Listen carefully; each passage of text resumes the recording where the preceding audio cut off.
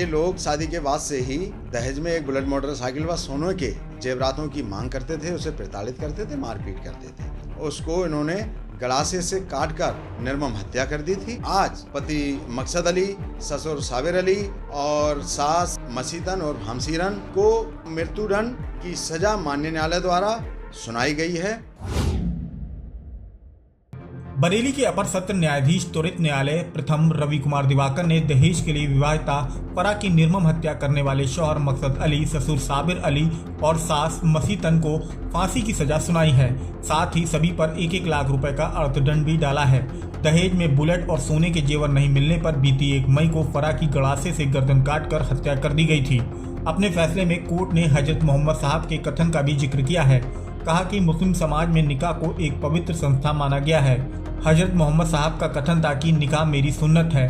जो लोग जीवन के इस ढंग को नहीं अपनाते वे मेरे अनुयायी नहीं है। इस्लामी परंपरा के अनुसार जो धार्मिक आज्ञाओं, नियमों और कर्मकांड का पालन नहीं करेगा उसे खुदा कयामत के दिन दोजख में भेजेगा।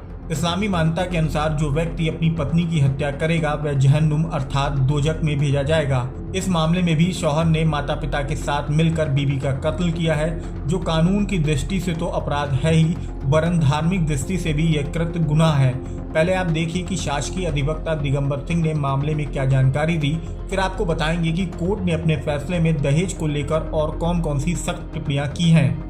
उक्त मामला आईपीसी फर्स्ट जज श्री रवि कुमार दिवाकर जी के यहाँ विचारणीय था। ये मामला नवाबगंज थाना क्षेत्र का है।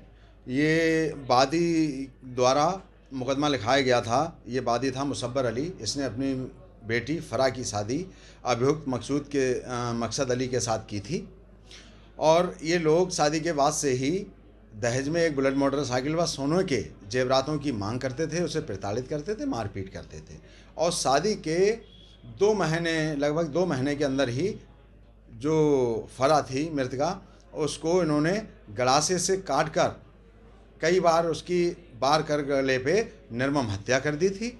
उसकी लाश बेड पे गला आध कटा पाया गया था। पास में जिस तबले से गड़ासा भी कहते हैं गर्दन काटी गई थी वो भी पुलिस को बरामद हुआ था। दुपट्टा बरामद हुआ था। वहाँ मौके पे खून लगा तबला वही गड़सा बरामद हुआ था और इस तरह से इन लोगों ने निर्मम हत्या कर दी थी, जिसका विचारणा जज श्री रवि कुमार दिवाकर जी न्यायालय आईपीसी फर्स्ट के यहाँ चल रहा था।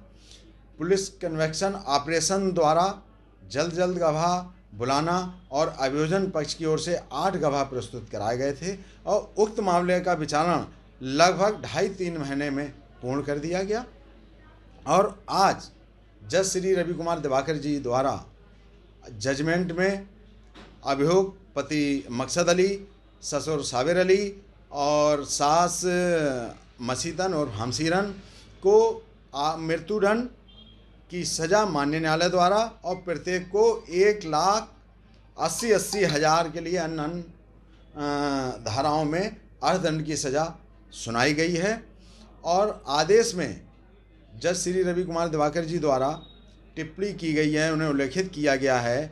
उन्होंने बाबा आदम से लेके लैला मजनू, श्री फरियाद, अन्य मुस्लिम समाज में पत्नी को क्या दर्जा दिया गया है उस सब का उल्लेख करते हुए बहुत अच्छी जजमेंट किया है, टिप्पणी की है और उन्होंने अपनी एक कविता में लिखा है कि जब अगर किसी से पेन मांग लो, अगर कोई किसी से पेन मांग लेता है तब भी आदमी अपना पेन देने में हिचकता है। बेटी वाले कितना बड़ा कलेजा रखते हैं जो उन्हें अपनी बेटी दे देते हैं, विदा कर देते हैं घर से, फिर भी ये लोग दहेज के लिए उसकी हत्या कर देते हैं। ऐसी बहुत अच्छी कविता के साथ टिप्पणी करते हुए जज साहब रवि कुमार दिवाकर जी ने आज ऐतिहासिक फैसला अभियुक्तगण को मृत्युदंड व 1,80,000 रुपये पे अर्थदंड देते हुए फैसला सुनाया। कोर्ट ने अपने फैसले में यह भी कहा है कि पति पत्नी का संबंध प्यार और मोहब्बत पर आधारित होता है। हजरत आदम और बीवी हव्वा, लैला मजनू और शीरी फरहाद के प्यार मोहब्बत के किस्सों का उल्लेख किया जाना आवश्यक समझता हूँ, जो ये बताते हैं कि प्रेम अर्थात मोहब्बत में किसी की भी जान नहीं ली जा सकती। ऐसा होता है प्रेम का संबंध अथवा पति पत्नी का संबंध। लेकिन इस प्रकरण में सिद्ध दोष मकसद अली ने अपने माता पिता के साथ मिलकर अपनी पत्नी फरा की बाके से गला काट कर हत्या की है। दहेज की मांग मात्र महिला के प्रति अपराध नहीं है, बल्कि यह उस महिला के माता पिता अर्थात उसके मायके वालों के प्रति भी अपराध है। एक महिला और उसके माता पिता की पीड़ा और भावनाओं को इन लाइनों के माध्यम से आसानी से समझा जा सकता है। जेब में रखा पेन जब कोई मांग ले तो हम देने से हिचकिचाते हैं।